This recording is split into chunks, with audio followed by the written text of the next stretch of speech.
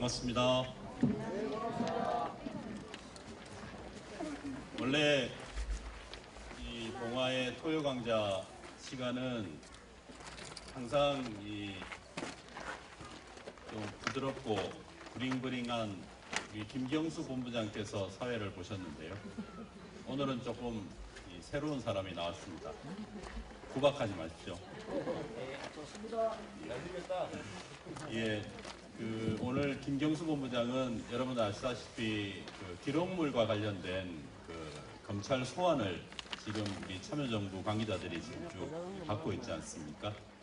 그래서 이번 주까지 이 참여정부 관계자들의 검찰 소환을 서울에서 마무리를 지어야 되기 때문에 오늘은 봉화 토요강좌에 참석하지를 못했습니다. 그래서 제가 땜빵으로 나왔습니다. 저는 민주당의 양산시 지역위원장을 맡고 있고 이전에 노무현 대통령님 참여정부에서 비서관을 했었던 송인배라고 합니다. 반갑습니다. 안녕하십니까?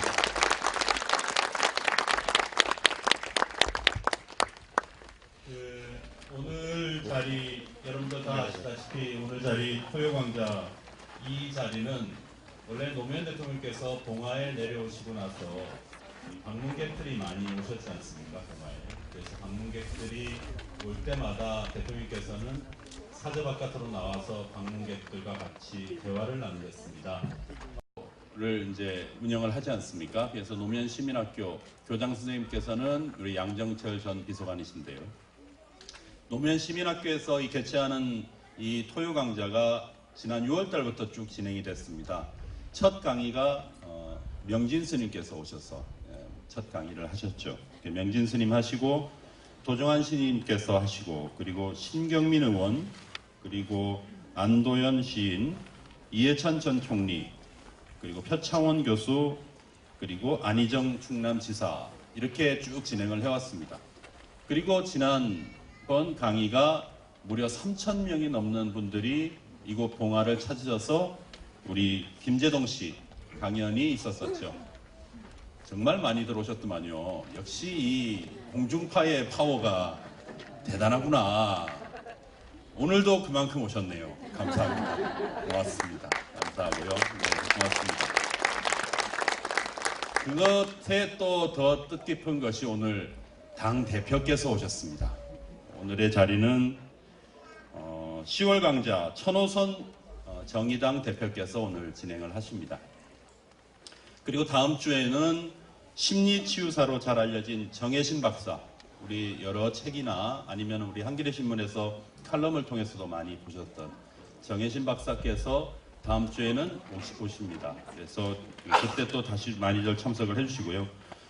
오늘 천호선 대표님을 모시게 된 것은 지난 10월 4일이 노무현 대통령께서 육로로 군사 분계선을 넘어서 북한의 김정일 국방위원장과 남북 정상회담을 가진 지가 지난 10월 4일이었습니다. 6주년이었습니다. 6주년의 지난 회담의 내용 때문에 여러 가지가 좀 시끄럽기도 하지만 그때 우리 천호선 대표께서는 공식 수행원이 전체가 13명이었거든요. 13명 중에 1인으로 남북 정상회담을 같이 참여를 하셨습니다. 그 당시에 청와대에서 홍보수석 겸 대변인으로 활동을 하시면서 대통령님을 모시고 가서 남북 정상회담을 같이 자리하고 그 자리에서 함께 나누었던 우리들이 알지 못하는 이야기 그리고 알고 있지만 그리고 우리가 의미를 좀 다시 한번 새겨봐야 될 이야기 그런 이야기를 나누기 위해서 오늘 이 자리를 마련하게 됐습니다. 보통 이런 자리를 시작하게 되면 강사 소개를 양력을 소개를 하니까 양력 소개를 간단하게 말씀을 좀 드리겠습니다. 우리 천호선 대표님께서는 1990년도에 노무현 대통령님께서 국회의원 하실 때 비서관으로서 일을 하셨고 노무현 대통령께서 후보로 계실 때는 선대위 사이버팀장 그리고 대통령직 인수위원회에서 전문위원 청와대에서 참여기획비서관 의전비서관 국정상황실장 승진의 승진을 거듭하셔서 마지막에는 대통령 비서실의 홍보수석 겸 대변인으로 활동을 하셨습니다. 우리 천호선 정의당 대표님을 여러분께 소개시켜 드리겠습니다. 박수로 맞아주십시오.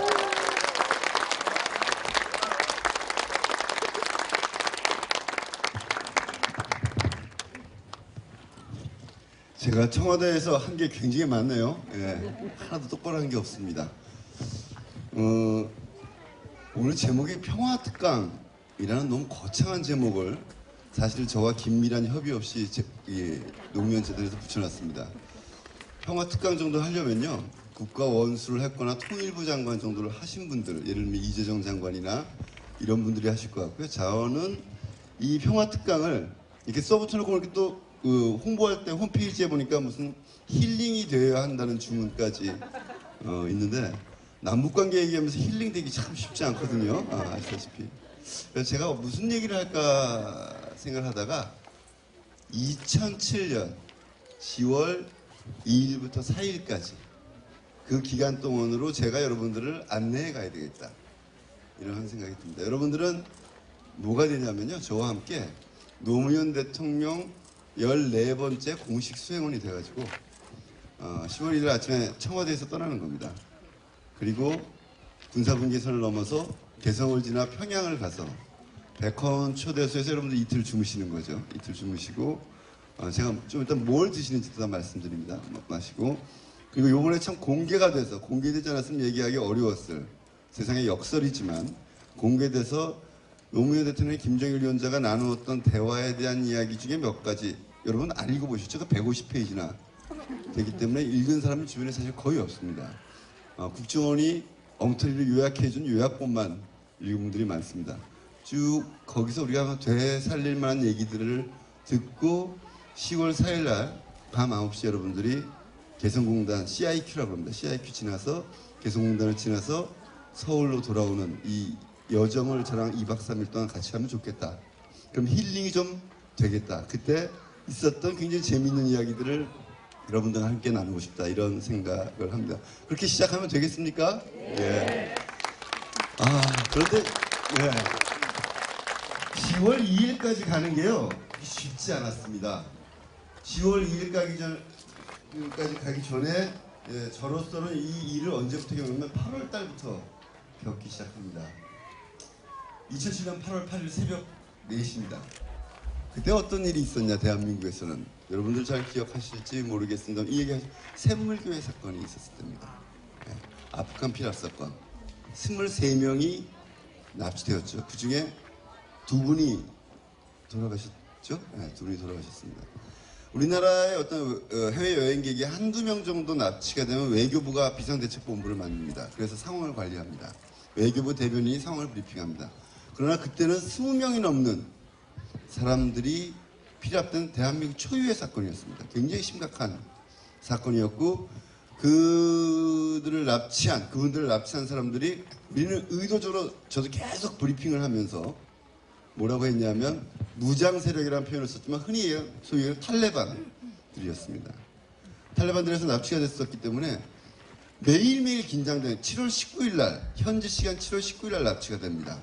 그래서 8월 8일쯤 되면은 한 15일, 보름 정도 지나서, 이게 42일인가 걸립니다. 이 사건이 최종 마무리돼서 2분이 돌아가시고 나머지가 석방되는데, 한 명이 미리 나오고, 아픈 사람이. 42일 동안 청와대는 완전히 비상체제로 바뀝니다. 24시간 체제. 왜 그러냐 하면 그쪽에서 살해 위협을 하잖아요. 몇 월 며칠 날까지 요구 조건을 들어주지 않으면 납치된 사람 중에 한 명을 살해하겠다 라고 하면 그게 12시가 기준입니다. 거기 12시는 우리나라로 새벽 4시가 됩니다.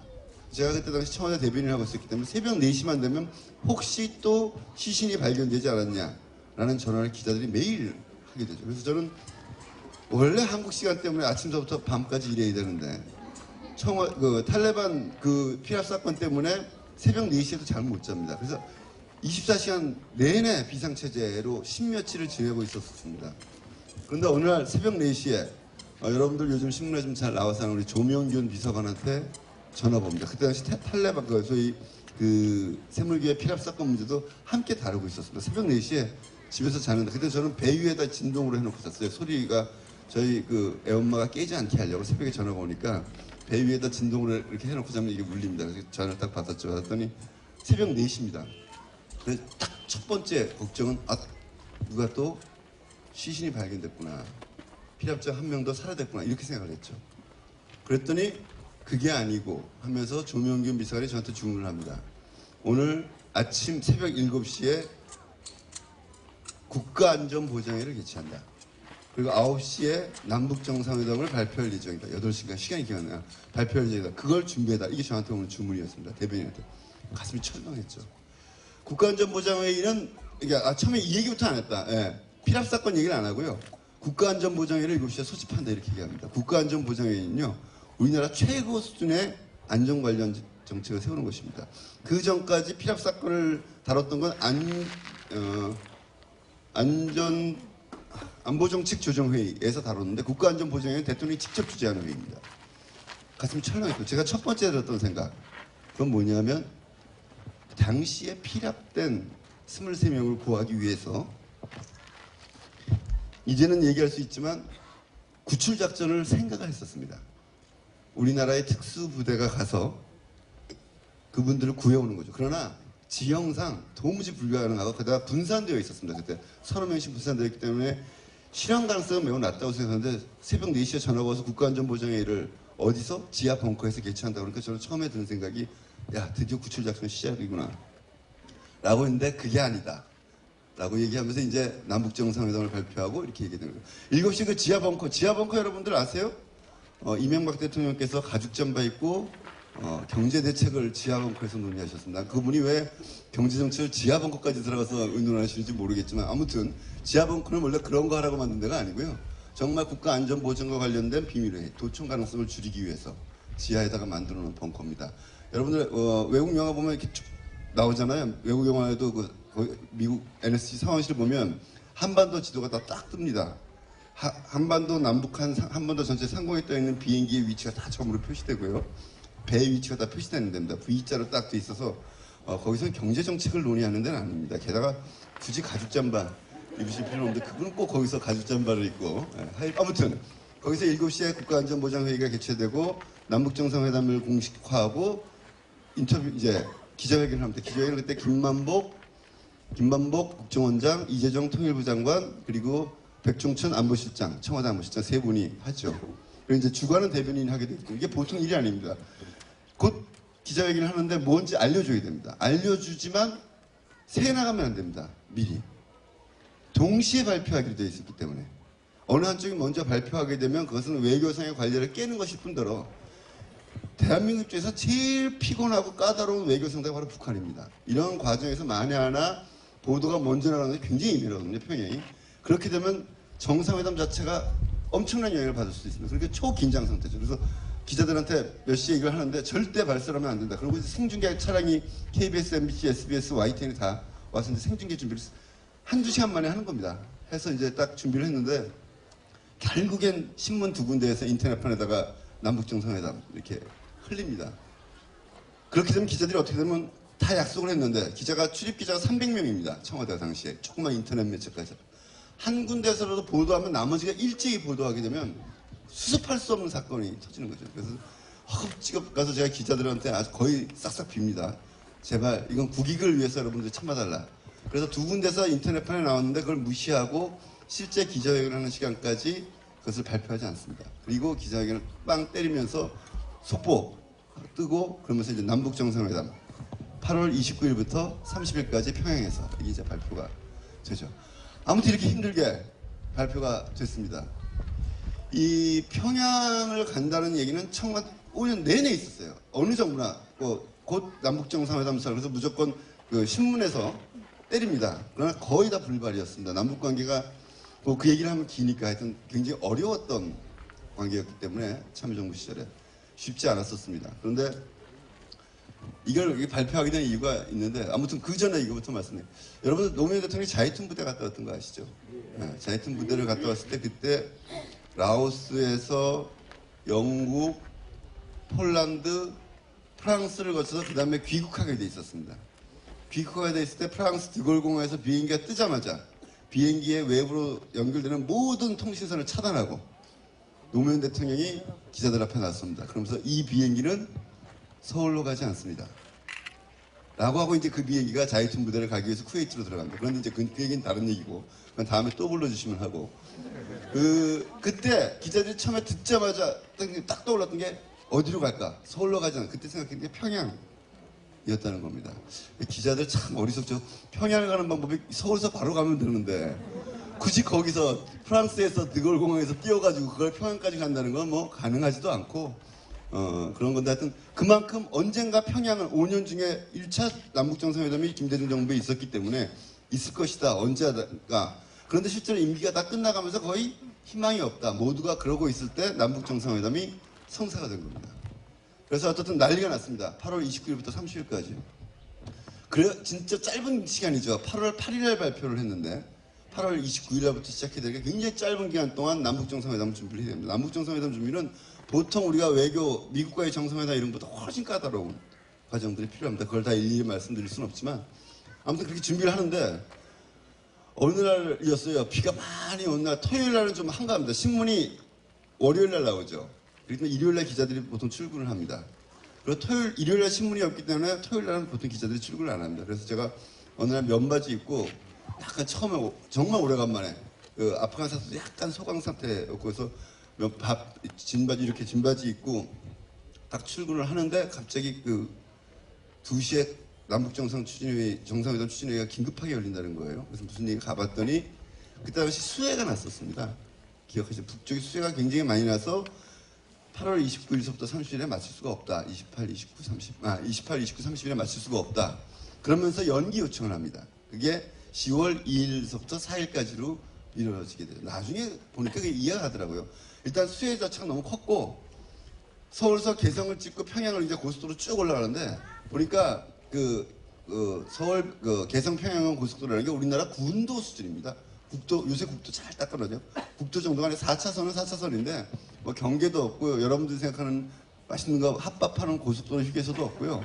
아무것도 없이 그렇게 돼 있는 곳인데 진짜 수해 때문에 많이 피해가 있을 수 있었겠다는 생각이 들더라고요. 아무튼 그래서 미뤄집니다. 그렇게 되면서 이게 한 20일 있다가 개최될 정상회담이 2달이 미뤄지게 되는 거죠.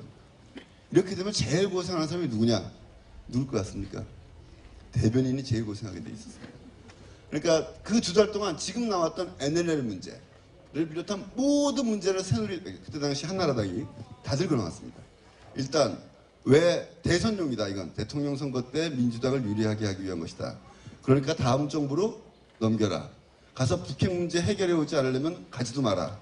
NLL 문제 확실히 선 긋고 와라. NLL 문제가 또 시끌시끌합니다. 특히 사실 NLL 문제를 놓고 실제로 김장수 당시 국방장관과 이재정 당시 통일부 장관의 이 NLL에 대한 의미부여가 약간 달랐어요.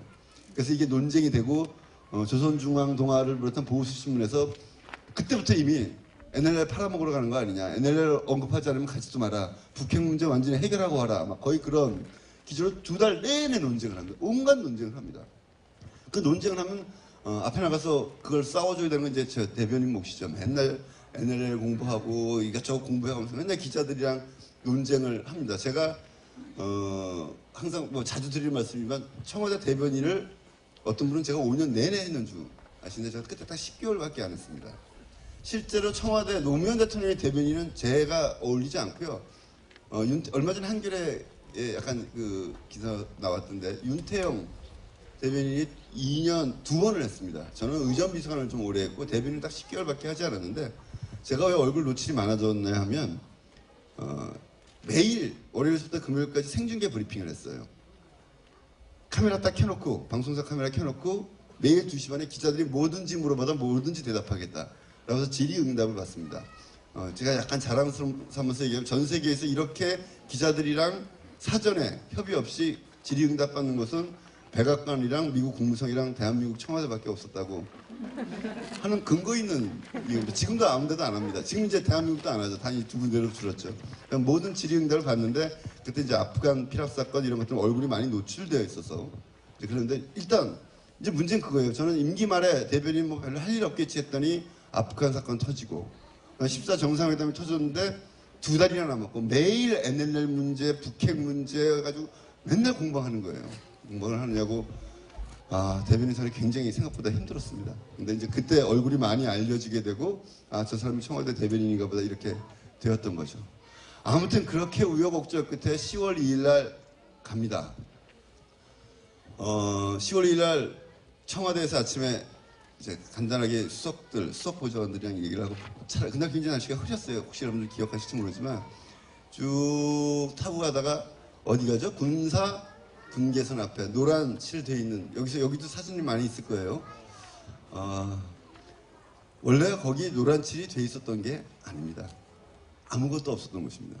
제 후임의 후임이었던 의전비서관 오상호, 이름도 얘기해 줘야 되겠다. 오상호 비서관이 현장 답사를 갑니다. 이제 의전비서관들은 대통령이 움직이는 모든 곳에 미리 답사를 가고 판단을 합니다. 가서 이 군사분계선을 대통령이 걸어서 넘는다는 게 굉장히 역사적인 일인데 아무 표시도 없다는 거예요. 그래서 온갖 지혜를 다 짜냅니다. 무슨 뭐 울타리를 만들까 뭐 하다가 그 보기 흉할 것 같아서 결국엔 노란 페인트로 줄을 하나 칠합니다. 그리고 거기를 넘어가시는 거죠. 그러니까 굉장히 그 오상호 비서관 상 받아야 되는데 그 대목에서는 그 사진이 전 세계 생방송으로 중계가 됩니다. 나중에 노무현 대통령이 김정일 위원장 만났을 때 그런 얘기를 하지만 이건 수조 원짜리다.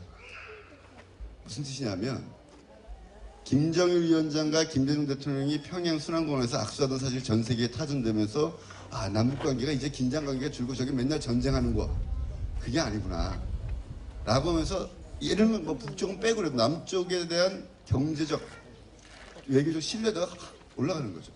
노무현 대통령이 그 금단 마지막 전 세계 마지막 분단 국가의 금단의 선을 넘는다는 사진이 전 세계에 보여줘서 대한민국의 한반도의 안정과 신뢰에 대한 국제적인 평가 같은 것들이 엄청나게 올라가는 겁니다. 그걸 만약에 선이 없었으면 그거 참 애매했을 것 같아요. 제가 처음에 저는 원래 뭘 치장하는 걸 싫어합니다. 그 오상호 비서관에 가서 뭐 선을 긋겠느니 뭐 처음에 뭘 만든다고 그랬는데 하여튼 그래서 뭐 그런 걸 하냐 있는 그대로 가자 그게 자연스러운 거 아니야 그랬는데 지금 생각해보니까 그 선이 없었으면 그 역사적인 장면이 나왔을까라는 생각이 듭니다. 나중에 노무현 재단에서 오상호 비서관한테 상을 하나 주셔야 됩니다. 네. 그렇게 넘어갑니다. 넘어서 개성을 통해서 갑니다. 개성을 갔더니 개성 시내 이제 나중에 돌아올 때 공단에 들리는데 이제 시내를 지나갑니다. 개성 시내를 지나가는데 우리 얘기하는 그 하얀 저고리에 까만 치마 입거나 또는 양복을 입고 양작을 입은 사람들이 막 왔다 갔다 해요. 근데 제 옆에 조명균 비서관이랑 제일 같이 타고 갔는데 제일 공식 수행원 중에 제가 제일 서열이 낮았습니다. 나머지 다 높은 분들이고 조명균 비서관보다 내가 하나 좀 높고 그 양반이 좀 낮은 제가 그때는 좀 청와대에서 높았습니다. 같이 가는데 그 얘기를 하면 이 양반은 북쪽을 굉장히 많이 왔다 갔다 했던 사람들 하면서 이게 저게 사실은 우리 남한 쪽 표현으로 따지면 동원된 거라는 거예요. 그러니까 와서 보면 여성 둘이 탁 팔자 입고 한쪽에 책을 들고 이렇게 갔다가 다시 돌아서 이렇게 돌아옵니다. 남녀 간에도 그러고요. 그런데 우리가 입장에서 볼 땐 동원이죠. 근데 그 사람들 입장에서는 그게 환영의 표시인 거예요. 어차피 확실히 집단주의가 강한 곳인데 남쪽에서 손님이 오면 일부러라도 그렇게 나가서 옷을 갈아입고 옷이 다 깨끗해요. 그래서 뭐 얇게 걸어가면서 손을 싹 흔들고 길이 끝나면 다시 돌아오고 이런 것들이 처음에 그냥 어떻든 그들의 체제에서는 그것은 하나의 환영의 뜻이구나라고 받아들일 수 있겠다는 생각을 하면서 쭉 올라갑니다. 이제 평양을 갑니다. 여기서부터 이게 참 어려워요. 김정일 위원장과의 회담이라는 게 그 순간까지 8월 8일 이전에 김만복 원장이 월북이라고 그러니까 이상하다. 평양에 가가지고 협의하고 와서 그 순간까지 김정일 위원장과 노무현 대통령이 회담을 한다는 게 확정이 안 돼 있는 상태입니다. 절대 확정해 주지 않고 한다는 사실도 언제 한다는 것도 장소도 얘기해 주지 않습니다. 이것은 여러 가지 이유가 있지만 가장 큰 이유는 공포입니다. 북쪽이 갖고 있는. 북은 어떻든 미국과 맞짱 뜨는 국가라고 생각합니다. 거대한 미국과 맞짱 뜨고 미국의 무시무시한 어떤 정보력과 군사기술이 자기들을 항상 노리고 있다고 생각합니다. 실제로 그렇습니다. 그들이 갖고 있는 그들 나름대로 역사적 이유가 있는 피해의식 같은 거죠. 그래서 김정일 위원장이 몇 시에 어디서 회의한다는 것을 절대 노출시키지 않습니다. 그래서 평양으로 이제 들어가는데 저도 이제 수행이었지만 김정일 위원장이 김대중 대통령 때처럼 나올지 안 나올지 어디서 나올지 알 수가 없는 겁니다. 아무도 모릅니다. 사실은 제가 기자들이 그런 얘기를 해요. 그래서 이제 김영남 최고인민회의 상임위원장, 우리로 따지면 국회의장입니다. 그 사람이 형식적으로 최고 수발입니다. 북한에서 핑계댈 때 그래요. 김정일 위원장 안 만나주면 실제 우리 국가주석은 그 양반이 이렇게 얘기하는데 실제로 누구 그렇게 믿는 사람 아무도 없죠. 그 양반은 나오게 돼 있다는 거예요. 그런데 김정일 위원장이 나올지 안 나올지 모르는데 기자들이 물어봅니다. 결국엔 김정일 위원장이 나오지 않으면 노무현 대통령이 내지 남쪽을 무시하는 것 아니냐라고 하면 제가 그게 뭐가 중요하냐라고 얘기하지만 속으로는 진짜 안 나오면 어떡하나라는 생각을 하고 있었던 거죠. 그래서 이제 원래 3대 혁명소조 기념탑이라는 게 있습니다. 평양 들어가자마자. 장소가 되게 거기서 김영남 위원장이 나타나기로 이제 김영남 위원장이 맞기로 돼 있었었는데 이게 완전히 그렇죠. 거기서 김영남 위원장이 오긴 옵니다.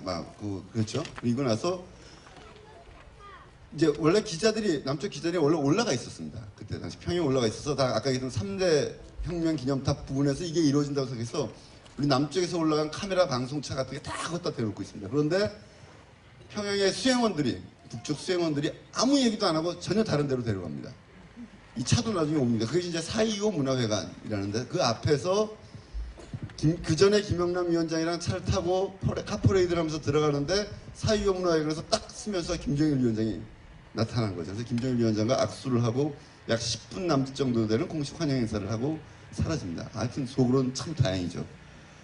아무튼 그때 4.25에 김정일 위원장이 나온다는 사실 자체를 그 직전까지 아무도 남쪽 사람들은 공식적으로 확인받은 바가 없는 겁니다. 북쪽은 그런 그들 나름대로의 피해 의식 때문에 이게 진짜 이게 진짜 김정일 위원장을 보기나 하는 건 진짜 제가 100% 자신이 없는 그런 상태에서 평양을 들어갑니다.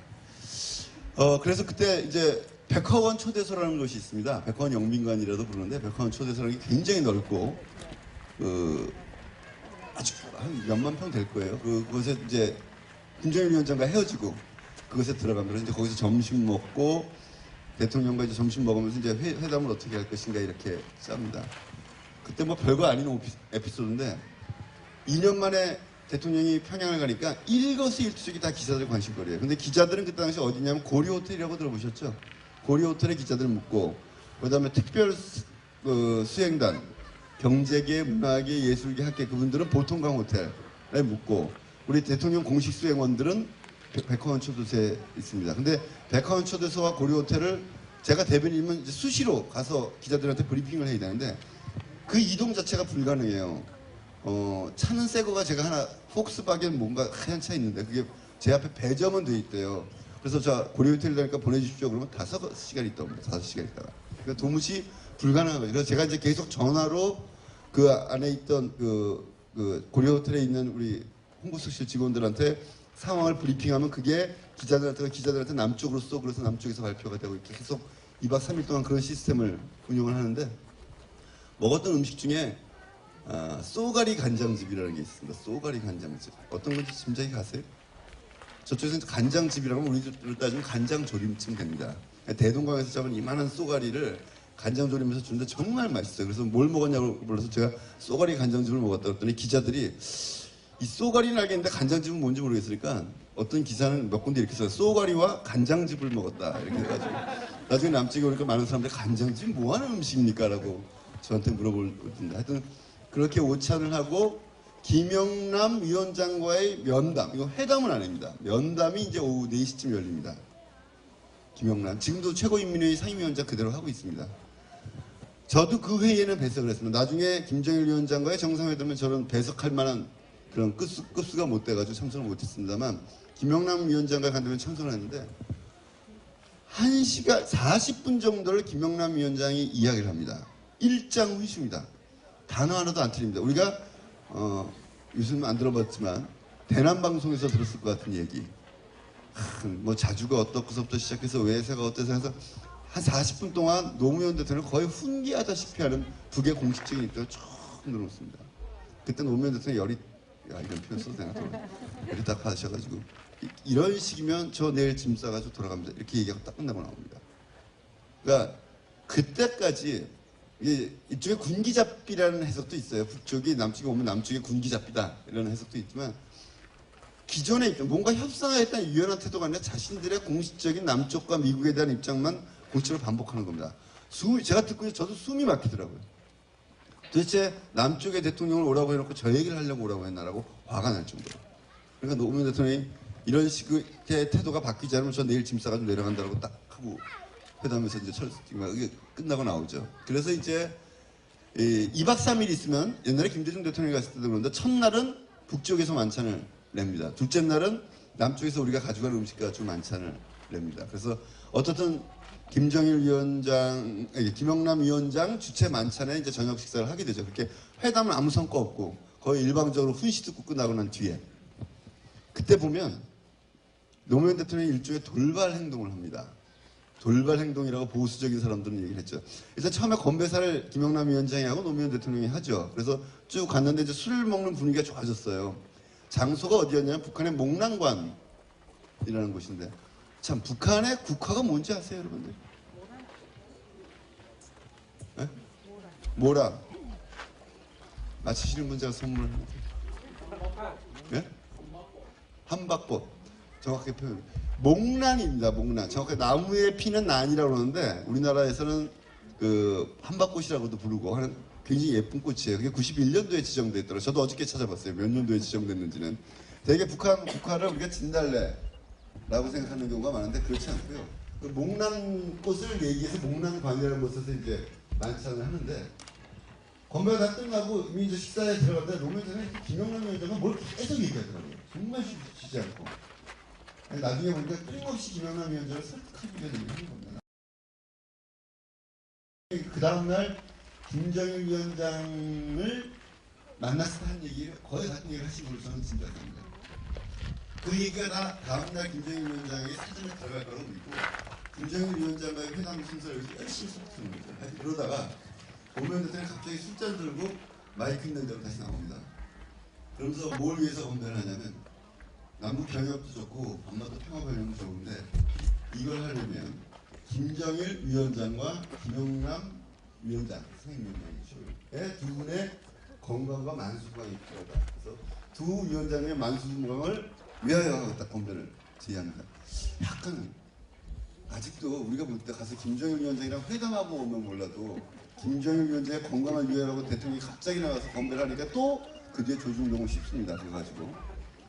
근데 그 얘기에 깊은 뜻이 있어요.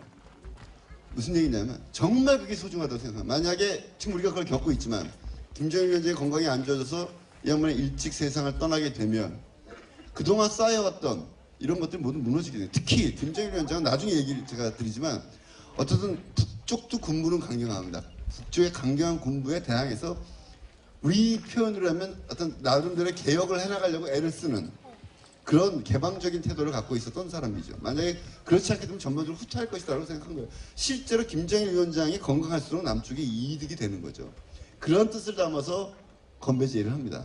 이게 이제 내가 나중에 제가 말씀드리겠지만 노무현 대통령의 2박 3일의 행적을 보면 하나의 외교 수리라는 면에서 보면 아주 탁월한 것들입니다. 나중에 설명을 드리겠습니다. 저는 그 건배할 때 저 대변인이잖아요. 또 깨졌다. 조중동한테. 그냥 넘어가시지. 건배사 아까 했는데 또 들고 나와서 건배사 하면 좀 역시 친북이다 이런 얘기 나올 텐데 라고 하면서 걱정을 했는데 건배를 딱 합니다. 근데 그 건배가 주는 의미가 큽니다. 그런 의미를. 사실 지금 바뀌고 나니까 굉장히 힘들어진, 굉장히 김정은 위원장들은 굉장히 강경하죠. 아무튼 그렇게 해서 첫날은 이렇게 끝납니다. 아무것도 이루어진 게 없습니다. 내일 김정일 위원장을 만날지 안 만날지도 모릅니다. 김영남 위원장은 일장 훈시를 하고 들어가고 노무현 대통령은 여차하면 짐 싸가지고 내려가겠다고까지 해놨습니다. 겉으로는 굉장히 평화로운 상황이지만 사실은 남북 정상회담 입장에서도 굉장히 긴장된 밤이었습니다. 아마 그날 밤 다음날 얘기하는데 노무현 대통령 거의 잠을 못 주무셨을 것입니다. 다음날 아침입니다. 이제 백화원 초대서로 그 김정일 위원장께서 드디어 나타나십니다. 나타나셔서 9시 27분 그 숫자는 제가 왜 외우냐면 제가 알려가지고 고려 호텔에 전화를 해주거든요. 몇 분 도착 이런 것들. 그래서 11시 45분까지 1차 회담을 하게 됩니다. 이 1차 회담에서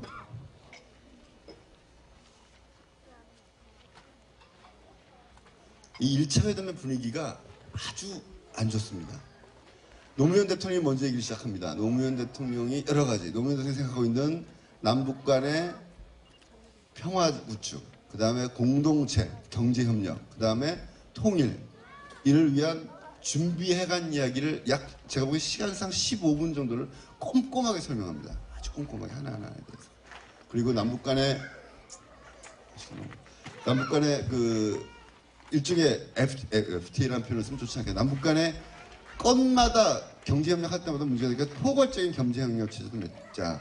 백두산에 비행기 띄우자 이런 얘기. 그리고 그 북한이 IMF나 이런 데 좀 가입했으면 좋겠다. 우리가 옆에서 거들겠다. 그리고 남북 간의 유해 이거 있죠. 우리나라 남 한국 전쟁 때 미군뿐만 아니라 남쪽 우리 국방군 내 전사자들 내 유해를 발굴해서 서로 주고받자. 저쪽은 이제 인민군에 이런 이건 새로운 제안입니다. 여지껏 없었던 이런 제안을 쭉 합니다. 그랬더니 김정일 위원장 태도가 제가 그런 표에서 좀 삐딱한 겁니다.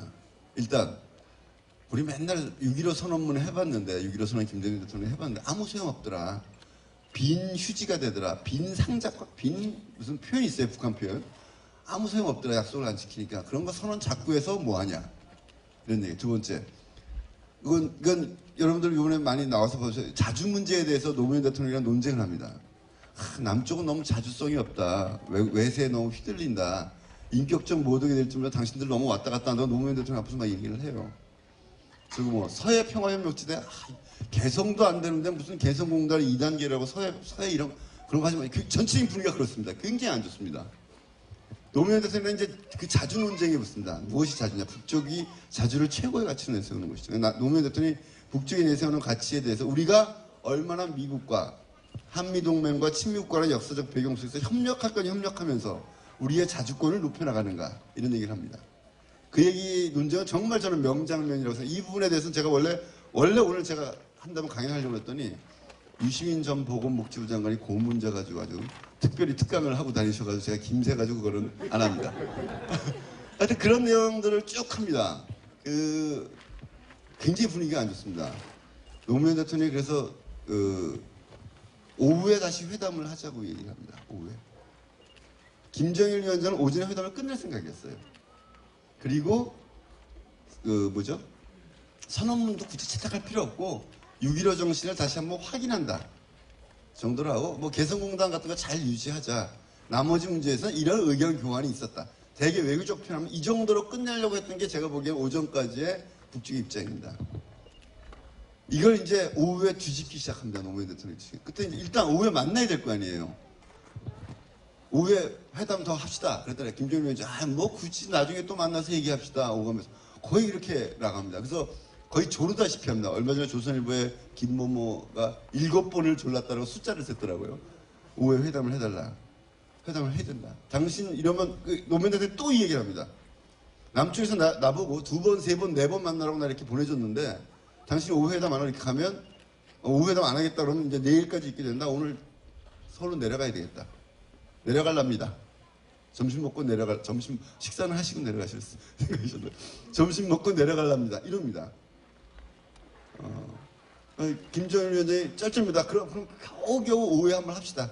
라고 이제 오후 회담이 없었을 오후 회담이 생기는 겁니다. 오후 2시 반쯤 보기로. 그걸 몇 번을 주고받습니다. 그 사이에 이재정 전 통일부장이 한 건을 하는데 북경올림픽이 그때 예정돼 있었잖아요. 북경올림픽 때 남북 단일 응원단을 만들어서 경의선을 타고 서울에서 출발해서 평양으로 해서 북경을 갑시다. 빨리 하면 이렇게 되니까 약간 개보수만 하면 됩니다.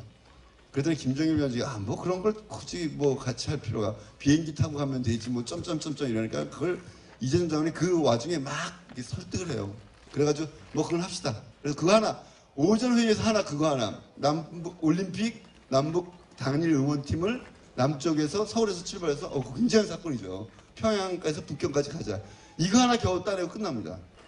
사실은 이제부터 총 비상이 걸린 거예요. 사실은 그 비상은 저 같은 사람은 모르죠. 오전 회담 안 들어갔었으니까. 오후 회담을 앞두고 어떤 얻어는 냈는데 어떻게 할 것인가 이게 걸립니다. 그래서 노무현 대통령 일단 점심 먹으러 갑니다. 점심 어디서 먹죠? 보통 김정일 대통령 옥류관 평양냉면 먹으러 갑니다. 정말 맛있습니다. 저 2그릇 반 먹었습니다. 근데 그 먹기 전에 노무현 대통령이 특별한 연설을 합니다. 특별한 연설을 합니다. 뭐냐면 이런 얘기를 해요. 우리가 역지사지가 필요하다. 남북관계 발전하기 위해서. 개성공단을 넣고 우리 남쪽에서 주로 뭐라고 불렀냐면 개혁과 개방의 표본이다. 이런 표현을 썼는데 거꾸로 입장을 바꿔서 봐라. 우리 땅에 남쪽이라고 생각해 보자는 거죠. 이제 그런 표현은 안 나오지만 북쪽 사람들이 와서 같이 일하는 공단이 있는데 이게 같이 서로 경제적 이득을 내기 위한 것이 아니라 우리를 변화시키려고 들어왔다. 라는 거 아니에요. 개혁과 개방은. 그걸 누가 좋아하겠어요. 그 노무현 대통령이 그래서 앞으로 우리가 개혁과 개방이란 말은 정부 차원에서는 최소한 쓰지 말자. 이런 특별한 연설을 합니다. 이게 의미 있는 메시지였던 거예요. 오전에 쭉 얘기를 해보니까 김정일 위원장이 개혁과 개방이라는 표현을 안 썼지만 이 남쪽의 모든 문제에 대한 특히 개성공단 문제를 정치적으로 활용하는 것에 대한 굉장한 불신과 불만이 있는 거죠. 대통령이 오면서 아마 그 생각을 하시고 이걸 어떻게 표현할까? 이 모든 얘기를 다 어떻게 압축해서 얘기할까 하다가 점심에 그 맛있는 냉면을 놓고 하신 말씀이 앞으로 우리는 개혁과 개방이라는 표현을 정부처럼 쓰지 않겠다. 개성공단. 실제로 그것을 원하거나 또는 그것이 결과되더라도 그런 표현을 하고 너희를 바꾸기 위해서 너희를 뜯어 고치기 위해서 들어간다. 이걸 거꾸로 입장을 바꾸면 정말 옳지 않은 거죠. 그 얘기를 합니다. 그리고 저는 열심히 냉면을 먹고 있었는데 몇몇 분들이 모여서 오전 회의에 대한 그 대책 회의를 하는 거죠. 오후에 이제 들어가는 거죠. 그 메시지를 일부러 전달한 겁니다. 옥류관에서 냉면을 먹어서 김정일 위원장 들어라. 앞으로 내가 이런 전형적인 태도를 할 테니까 오후에 얘기 잘 해보자. 라는 메시지를 전달한 셈이 됩니다. 그래서 이제 오후가 됩니다. 그 북쪽에서는 김정일 위원장한테 남쪽의 기자들이 접근한다는 건 굉장히 상상하기 어려운 일입니다. 김대중 대통령 했을 때 그래도 20분 동안 양 정상이 회담하는 장면이 노출돼서 노출시켰습니다. 기자들 접근.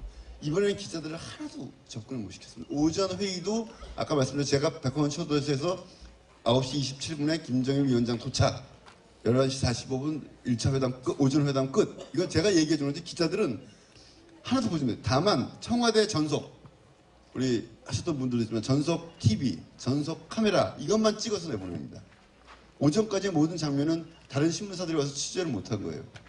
여기서 이제 제가 명색이 대변인인데 이 남한의 취재 입장에서부터 당연히 김정일 위원장에게 가깝게 기자들이 여기까지 큰 고생, 오늘도 온갖 우여곡절이 많았습니다. 기자들끼리 서로 싸우고 서로 이제 TO가 제한돼 있었기 때문에 아무튼 왔는데 취재의 기회를 제공해야 되겠다. 그래서 이제 당시 저랑 지금 국회의원이 된 서영교 보도지원비서관 그리고 우리 갑자기 생각해 우리 최승식 경호본부장님이 3명이서 이제 짭니다. 북쪽이랑 너희들 이런 식은 안 된다. 오전에 우리가 봐줬지만 오후에 회담을 하는데 이건 틀림없이 기자들 접근성을 보장해줘야 된다. 라고 해서 북의 호위총국이라고 그러죠. 호위총국과 협의를 합니다. 협의를 해서 어떻게 되냐면 공식적으로 기자를 넣을 수는 없다. 다만 청와대 이 카메라, 청와대 스틸 사진, 청와대 ENG 이 두 사람을 기자로 대체해 놓죠. 이렇게 서로 합의가 됩니다. 그래서 카메라 기자 1명 MBC, 그러니까 그 ENG 그리고 국민일보 스틸 사진 기자 1명, 그 다음에 연합뉴스 볼펜 팬 기자 이 3명을 이 취재 이거 떼고 백화원 초대서로 긴급해서 냉면 먹던 거 그만 먹으라고 데리고 옵니다. 그래서 이제 들어가서 김정일 위원장이 볼 땐 남쪽에 기자가 없는 겁니다. 실제로. 그러면서 이제 제가 집어넣었죠. 집어넣고 이제 저도 이제 근접했습니다. 2시 한 30분쯤 돼서 김정일 위원장이 들어옵니다. 딱 앉아요. 그리고 거기서 여러분들이 잘 아는 역사적인 사건이 터집니다. 역사적인가? 김정일 위원장이 하룻밤 더 주무시다 가시죠. 이렇게 얘기를 하죠.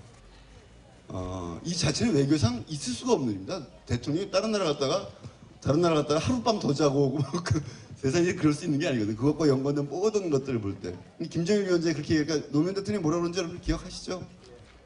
큰 일은 제가 결정해도 작은 일은 제가 결정할 수 없습니다. 의전과 경호에게 물어봐야 됩니다. 라고 해놓고 일단 회담을 시작합시다. 시작합니다. 우리는 총 비상이 걸렸습니다. 우리 주영훈 비서실장님은 그때 안 가셨구나. 예. 경호실 난리 났죠. 평양에 하루 더 못 들어가 경호실에서 이거 뭐 보통 비상이 걸린 게 아닙니다. 저희도 마찬가지, 뭐 기자들도 마찬가지고 남쪽 체제도 마찬가지고. 그래서 대책회의를 우리끼리 그러니까 김경수 비서관, 뭐 의전 비서관 저 이렇게 경호실 모여가지고 회의를 합니다. 이걸 어떻게 할 것이냐. 우리끼리. 근데 이제 나중에 보니까 안에서 이미 상황이 다 정리됐더라고요. 정리됐는데 그것 자체가 뭘 의미하냐면 오전까지는 김정일 위원장이 그만두려고 그랬어요. 대충 마무리 정했는데 오후에 더 할 얘기가 많으니까 충분히 하고 하자는 겁니다. 처음에 이게 의도가 뭐냐 가지고 난리가 났었습니다. 그리고 경호상도 심각한 문제고 우리 어떤 최대 적국의 수도에 자기 나라 대통령이 하루 더 있다는 건 이 국가 안위상도 굉장히 비상한 상황이거든요. 그래서 온갖 그 음모가 있다는 얘기가 다 나왔는데 그때 당시 우리 해서 정말 김정일 위원장이 뭔가 더 많이 이야기해보고 싶은 것으로 입장이 바뀌는 겁니다. 그래서 하루 더 있다 가자. 그러니까 북쪽에서는 자기가 하루 더 있다 가자 그러면 그냥 되겠지만 남쪽은 그게 난리가 나는 거죠. 그래서 우리 밖에서 막 회의에다가 이제 메모를 집어넣습니다. 대통령한테 현장으로 이제 우리는 못 들어가고 있으니까 일단 선의인 것 같다. 그러니 그 문제 계속 지금 남쪽에서 굉장히 혼란이 벌어지고 있으니 실제로 난리가 났었습니다. 남쪽의 프레스센터에서는 이 문제에 대해서 먼저 입장을 정리하고 가주시라라고 메모를 놓고 놨는데 나중에 알고 보니까 스스로 중간에 정리를 합니다. 김정일 위원장이 이제 그 이유는 오후에 얘기가 잘 된 거예요.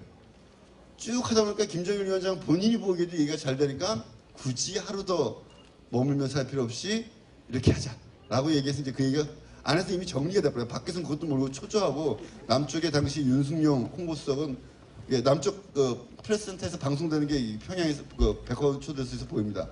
얼굴이 하얘가지고 기자들이 물어보는데 배경이 뭡니까? 그러니까 배경을 아나 자기가 모르지. 그러니까 굉장히 당황해서 질의응답하는 장면들이 나오는데 이미 안에서 그렇게 정리가 됩니다. 큰 변화가 일어나는 겁니다. 큰 변화가. 오후에 그 14정상회담의 내용들이 다 타결됩니다. 하나씩 거의 다 짚어가면서. 그 변화가 일어나는 것도 여러 가지 이유가 있을 수 있습니다. 아까 제가 말씀드렸던 점심 때 노무현 대통령이 보냈던 개혁과 개방이라는 표현 쓰지 않겠다라는 역지사지 이런 메시지도 들어가고요. 오전에 어떻든 자주 문제 논쟁을 하는 데 있어서 그 노무현 대통령의 생각을 굉장히 긍정적으로 김정일 위원장이 받아들이는 대목들이 나옵니다. 당신과 내가 생각이 틀리지만 당신 얘기 뭔지 알겠다. 말 되는 얘기다라는 메시지를 주고받는 얘기가 나옵니다. 그리고 이런 것도 있었어요. 이게 소위 혹시 여러분들이 기사 중에 하도 요새 그때 거가 좀 많으니까 노무현 대통령이 우리 정부의 비밀 문서를 북에 전달했다 이런 기사 보신 적 있어요? 그게 이제 그건데 저는 지금도 기억나는데 남북정상회담 추진회의를 하면서 노무현 대통령이 이런 얘기를 해요. 이게 수없이 많은 사업들을 다 점검해 갑니다. 서해안 평화협력 기대서부터 엄청나게 공부를 해요. 한 40몇 가지 정도 제안을 우리가 준비했어요. 각 부서에서 뽑고 시민단체에서 뽑고 경제단체에서 뽑아가지고 북쪽에 가면 제의할 것들을 문서로 정리를 하다가 노무현 대통령이 전 지금도 그것이 노무현답다는 거예요. 이 보고서를 내가 아니라 김정일 위원장이 볼 때 이해하기 쉽도록 다 다시 써라 라고 주문합니다. 표현 하나도 틀려요. 표현 하나도 틀리고 이건 남쪽의 입장에서 이익되는 것만 써놓을 거 아니에요. 그게 아니라 이게 북쪽의 입장에서 어떤 이익이 되는지 김정일 위원장에 맞게 써라 그래서 쭉 씁니다. 그 남쪽의 기업들이 어떤 예를 들면 현대는 북쪽에서 무슨 사업을 하고 싶어 하는지 남북 경협을 하게 될 게 과거의 평가는 어떤지 앞으로 경협을 하면 어떤 이득이 될지 이게 세 개를 김정일 위원장 버전으로 바꾸는 거예요. 표현과 이 실리와 이런 것들을. 그래서 그걸 딱 해서 노란 모자에 써가지고 김정일 위원장한테 전달을 합니다. 하여튼 그런 것도 굉장히 일관된 설득 과정이기도 합니다. 그 전날 김영남 위원장을 만나서 얘기한 것. 그리고 오전에 또 이런 거. 아니면 점심 먹고 내려가겠습니다는 약간의 협박. 이런 것까지 총동원돼서 김정일 위원장의 마음을 바꾸었습니다. 오전 중에 예를 들면 이런 거예요. 해주 문제 얘기했더니 아시다시피 개성공단도요. 북쪽에서 올 땐 엄청난 군사전략적 후퇴입니다. 개성공단에 군부대가 있었던 걸 다 철수시키고 만든 겁니다. 전쟁이 터지면 북쪽 입장에서는 개성에서 1시간이라도 빨리 내려와야 돼요. 그걸 미룬 거예요, 뒤로. 해주는 전쟁 터지면 서해안 지역을 점령하는 모든 북한의 해군 부대가 총결집되어 있는 것입니다. 해주항을 개방한다는 것은 그 해군 부대를 어디론가 더 위로 올려보내야 되는 거예요. 굉장한 북으로서는 어떻든 군사전략적으로 엄청난 손해를 감수하는 결단들인 것입니다. 이제 그런 얘기하면서 말도 안 된다 이런 얘기를 해요. 하여튼 그런 상황들이 전개가 되는데 점심 때 노무현 대통령이 오전에 서해안 평화협력 특별지대를 아는 얘기하니까 나중에 들어보니까 이제 회의록이 나옵니다. 군 장성들을 부릅니다. 김정일 위원장이 점심 먹습니다. 자기 따로 우린 냉면 먹고 있을 때 불러서 물어봅니다. 여기 옛날에 정몽원 씨도 와서 그걸 주장했을 때요. 하여튼 노무현 대통령이 비우라고 하는데 비워도 되겠냐? 그랬더니 의외로 해군 관련 해군 제독도 포함해서 불렀겠죠. 비울 수 있습니다. 그러는 거예요. 그것도 이제 큰 변화 중에 하나입니다. 전략적으로. 그러니까 그 북의 군부도 그때 굉장히 유연했던 것 같아요. 지금 같으면 아마 택도 없는 일일 겁니다. 그래서 이제 오후 회담이 시작됩니다. 이제 제가 대변인으로서 느꼈던 고충 중에 하나가 만약에 아까 얘기했듯이 김정일 위원장이 하룻밤 더 자고 가달라는 얘기 같은 게 큰 일이었거든요.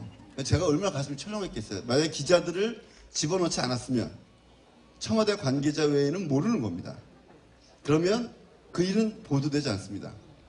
그리고 끝나고 나서 나중에 후일담으로 사실은 그때 김정일 위원장이 하룻밤 더 자라고 하라고 그랬는데 우리가 그러지 않았다. 그러니까 저는 그 순간 그 김정일 위원장이 딱 그 얘기하는 순간 하룻밤 더 주무시고 가시라는 얘기하는 순간 저는 아차 하면 다리가 훅 넘어요. 괜히 내가 기자들을 집어넣어가지고 이제 숨길 수가 없는 거예요. 바로 이제 남쪽으로 계속 송구가 된 거죠. 그 내용들과 장면들이. 그래서 이제 난 죽었다.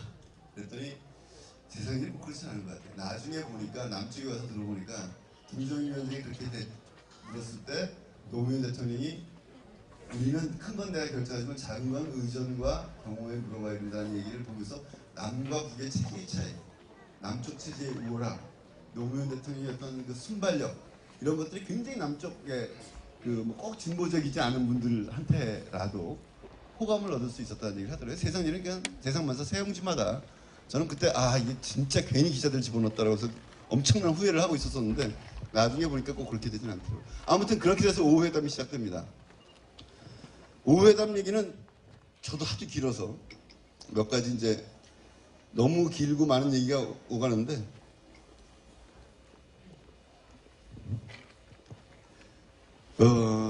굉장히 재밌는 얘기를 많이 해요. 일단 아까 말씀드렸듯이 입장이 바뀝니다. 이 김정일 위원장이 자꾸 얘기를 오래 하자는 태도로 바뀌게 되죠. 그리고 예를 들면 이렇게 이제 김정일 위원장과 이 얘기 주고받는 게 여러 가지 재밌는 얘기가 많이 나옵니다. 특히 노무현 대통령이 온갖 수단과 방법을 동원하지 않던 이제 돈 문제 가지고도 김정일 위원장을 이렇게 설득합니다. 일본과 북한 간에 일본이 일제시대 때 이것을 100억 불 정도 차관, 그러니까 무상 원조를 제공하고 북일 관계를 풀자 이런 제안을 합니다. 그러면 그런 제안이 있어요. 노무현 대통령이 그거 별거 아니다. 우리랑 한 5년 하면 그거보다 더 줄게. 뭐 예를 들면 그런 얘기를 합니다. 실질적으로 우리나라 GDP의 1%씩만 5년 동안 쭉 남북 경협에 써도 충분하다라는 얘기도 하죠. 그리고 아까 얘기했듯이 개혁 개방 아니다. 옥류관에서 했던 얘기를 합니다. 앞으로 그런 말을 함부로 쓰지 않고 당신들 입장 이해하겠다. 우리가 이 일을 하는 것은 개방을 유대하기 위해서 온 것이 아닙니다. 경제의 성과를 생각하는 것이죠. 이런 얘기를 통해서 김정일 위원장을 설득합니다. 이런 질문을 합니다. 김정일 위원장이 남쪽에서 반대하는 사람이 많지 않습니까? 이런 걸 자꾸 하다 보면. 그랬더니 노무현 대통령이 기업하는 사람들이 옛날엔 반대를 많이 했지만 지금은 기업하는 사람들이 더 나서서 남북 간의 경제협력 하자고 합니다. 이런 얘기 같은 것들을 하죠. 그리고 아까 말씀드렸던 서해, 해주 문제, 해주항을 푸는 것을 중심으로 하는 서해 문제에 대해서 얘기를 하면서 이제 그 얘기를 해요. 김정일 위원장이 점심 때 우리 군 관계자들을 만났더니 괜찮다고 하더라라는 얘기가 또 풀리기도 합니다. 여기서 그런 얘기가 나옵니다. 원래 이 해주항을 푸는 문제를 정몽원 씨 아시죠? 정몽원 씨가 그 전에 1999년도에 와서 김정일 위원장을 만났을 때 요구를 했대요. 근데 그때만 해도 아까 말씀드렸듯이 해주는 우리가 그냥 빽빽한 곳이다. 그 군사 시설이나 이런 것들이 절대 안 된다 그랬더니 막 조르더라는 거예요. 때를 씁디다. 이 표현이 나오는데 이런 얘기가 나와요. 2000년 6월 달에 와서는 뭐 그분이 좀 막내가 됐는지 그 집안에서 때를 많이 써요. 딱 그래요. 그랬더니 노무현 대통령이 뭐라 그러시는지 아십니까? 그리고 또 이런 얘기예요. 그렇게 뭐 쭉 해서 때 쓴다는 얘기 계속 합니다. 그러니까 노무현 대통령이 딱 나도 막내입니다. 나도 때를 쓴다는 얘기예요. 해주장 풀어달라 이런 얘기를 하는 거죠. 저는 이거 읽다 여기서 빵 터졌습니다. 그렇게 되죠. 그리고 또 김정일 위원장이 평화협력자 빼고 평화지대로 하자 그러니까 평화협력지대로 합시다. 그러니까 또 그걸 또 김정일 위원장이 막 받습니다. 던지면 다 받아요. 그때는 거의 그러죠. 이런 얘기도 합니다. 어느 나라에서나 군대는 좀 보수적입니다. 그렇죠? 군대가 보수적인 것을 저는 꼭 나쁘게 보지 않습니다. 자연스럽다고 봅니다. 어느 정도 진짜 애국적인 입장에서 보수적이라면. 이제 그게 좀 심할 때가 있죠. 여기서 이제 김정일 위원장도 노무현 대통령도 서로 남쪽의 군부대의 보수성에 대해서 비판한 얘기도 있습니다. 여러분들 보셨으면 혹시 아시겠지만 노무현 대통령이 먼저 그럽니다. 항상 남쪽에서도 군부가 뭘 자꾸 안 하려고 합니다. 이번에 군부가 개편이 돼서 사고방식이 달라지고 평화협력에 대해 전향적인 태도를 갖고 있습니다만 그러나 군부라는 것은 항상 북측에서도 우리가 얘기 듣기로는 마찬가지 아닙니까? 노무현 대통령이 물어보니까 김정일 위원장이 완고한 2급 보수라 할까요? 이런 얘기를 합니다. 1급도 아니고. 똑같은 거예요, 정치는. 어디서나 군부는 보수적이고 뭔가 세상을 바꾸려는 개혁적인 정치 지도든 그 군부와 일정한 긴장관계를 갖게 되는 겁니다. 여기까지는 괜찮습니다.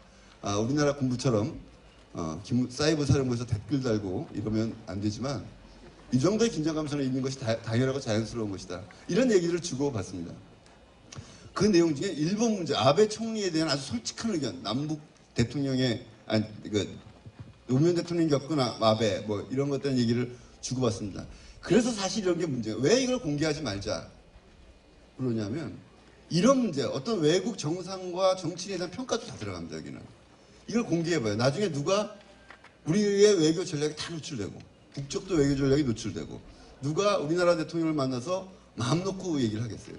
사전에 양쪽 외교부 장관, 외교부 차관 사이에 합의한 것 이상의 역동적인 변화를 이뤄내는 게 정상회담의 매력입니다.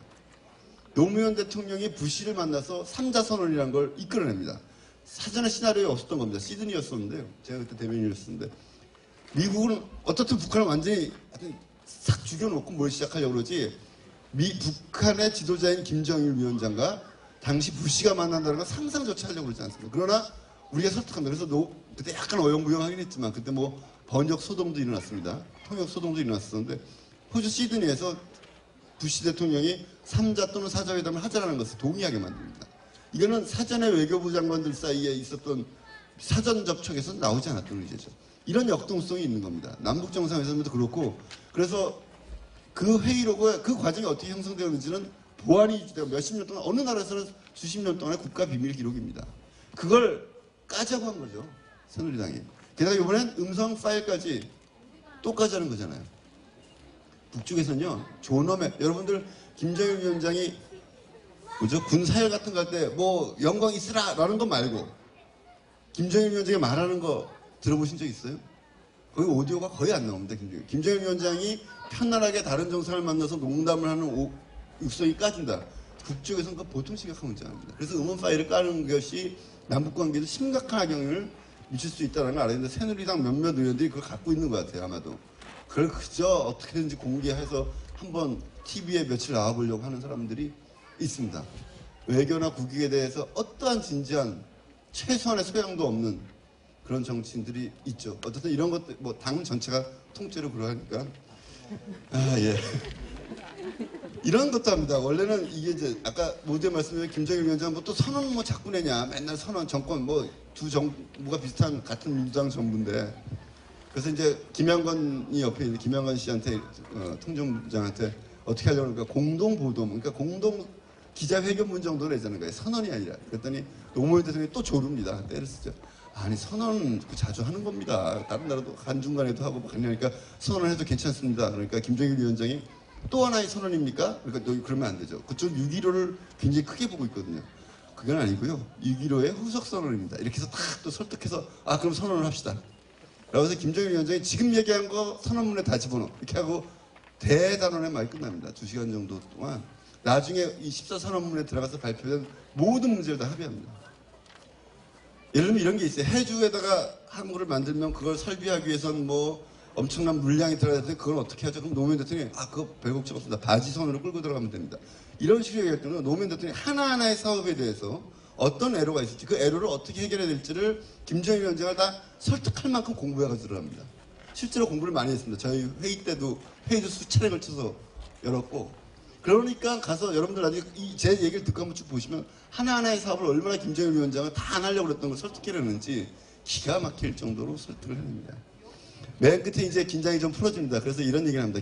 노무현 대통령의 마지막 마음속으로 이제 했다 이렇게 생각하시겠죠. 그러면서 김정일 위원장한테 부탁을 합니다. 이 사업을 잘해야 될 텐데 다음 대통령 뭐 다른 사람이 되면 이걸 내가 다 책임질 수는 없다. 그러니 저한테 앞으로 평양을 내가 퇴임하고 난 뒤에도 마음껏 들어다닐 수 있는 여행권을 달라. 이런 얘기를 합니다. 그래서 친구가 왜 중요한지 모르겠지만 아무튼 김정일 위원장 걱정하지 마십시오. 친구도 마련해 놓겠습니다. 그럼 그거 없어 보이는지 모르겠지만 저는 그걸 왜 얘기했는지 그런 얘기를 하고 나니까 김정일 위원장이 한 말 더 붙입니다. 여행권은 여행권인데 무료 여행권입니다. 언제든지 오십시오. 그래서 이 사업을 같이 한번 다음 정부가 어떻게 하든 같이 우리 잘 다독여 나갑시다라는 얘기를 하면서 그 오후에 2시간에 걸친 회담이 끝납니다. 네, 그렇게 됩니다. 네.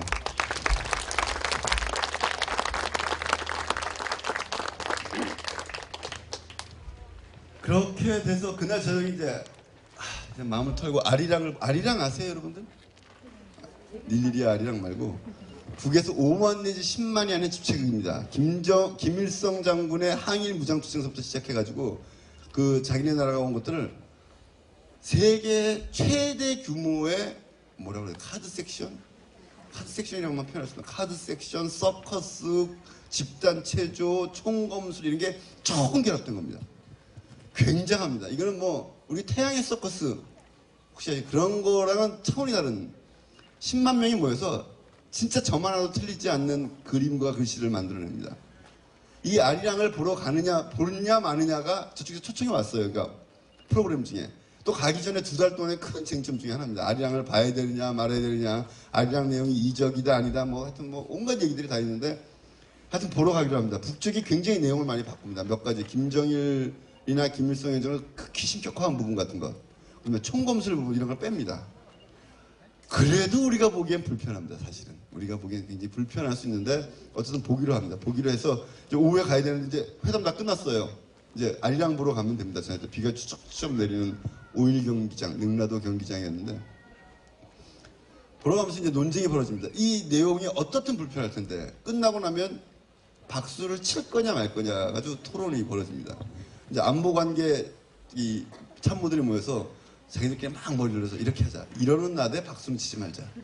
이렇게 정합니다. 그래서 대통령이 딱 들어오시니까 우리 출발하기 전에 대통령이 이렇게 결정했습니다. 그러더니 대통령이 화를 딱 냅니다. 왜 박수를 안 쳐? 박수를 쳐야지. 그러다가 좋아. 당신들은 일어나기만 해. 나는 일어나서 박수를 칠 거야. 이렇게 얘기하고 들어갑니다. 그러니까 이제 나오면서 권양수 여사님, 그럼 저는 어떡하죠? 오늘도 제가 다시 확인하고 왔습니다. 좀 전에 뵀는데. 아니 애매하잖아요. 그냥 참모들은 기립해도 되고 대통령은 박수치고 그럼 여사님은 기립을 해야 될지 기립하고 박수까지 쳐야 될지 둘 중에 하나는 무지합니다. 그러니까 노무현 대통령이 그러십니다. 내가 그때 옆에 있었는데 제가 당신이 기립까지만 해. 이것도 굉장히 시끄러운 일이죠. 그 김정일 위원장을 위해서 건배한 거랑 비교가 안 되는 일이 되는 겁니다. 어떻든 남쪽에서 받아들이기 힘든 그 집체극에 끝나고 나서 기립해서 박수친 그 내용에 과장 확대해서 해석하면 동조한다는 얘기가 되고 뭐 그것 때문에 실제로 많이 문제가 됐었었죠. 노무현 대통령이 그 판단에 그걸 이렇게 얘기합니다. 나중에 남쪽에서 북쪽 사람들을 설득하러 왔다. 내가 박수를 치지 않으면 남쪽 사람들이 좋아할 것이고 북쪽 사람들이 실망할 것이다. 내가 박수를 치면 북쪽 사람들이 좋아하고 남쪽 사람들이 실망할 것이다. 내가 온 목적이 뭐냐? 북쪽 사람들에게를 설득해서 남북이 함께 이익이 되는 일을 위해서 왔다면 2박 3일인데 박수 쳐야지.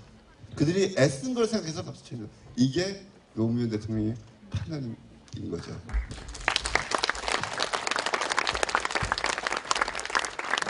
근데 끝나고 나서 결국 권양수 여사님이 항의를 합니다. 큰일 났다 이제. 당신은 박수를 쳤으니 여기서는 환영받지만 남쪽에 가면 욕먹을 거고 나는 가만히 서 있었으니 남쪽에 가면 괜찮지만 여기서는 욕먹게 되고 우리 두 부부가 다 오갈 데가 없겠다는 얘기를 하십니다. 그게 나중에 오늘 그 말씀 하셨죠? 그래서 다시 한번 확인하고 그 얘기했던 기억을 하시죠. 그렇게 하여튼 아리랑 공연을 아리랑 공연 인터넷에서 한번 보세요. 인터넷 떠돌아 그 보는 것도 이적 표현물 뭐 그런가 국가보안법 위반인지 모르겠는데요. 보신 분들도 있을 거예요. 하여튼 대단하긴 대단합니다. 내용에 다 공감하기는 어렵지만 그리고 이제 다음날 아침에 아주 가벼운 마음으로 평화자동차 아세요? 통일교가 해서 이제 자동차 공장 가서 평화자동차 공장도 가보고 자동차 공장에 제가 가보니까 우리나라로 따지면 농기계 수리하는 수준 느낌밖에 안 드는 아주 작은 소박한 손으로 다 조립해서 라인 작업이 안 공장이죠. 그리고 남포 관문이라는 데를 갔다 와서 12시, 1시죠. 1시에 드디어 밤새 양쪽 참모들이 그 어저께 됐던 회담을 기초로 한 쭉 그 14정상회담 합의문을 작성합니다. 밤새 작성해서 그걸 발표를 합니다.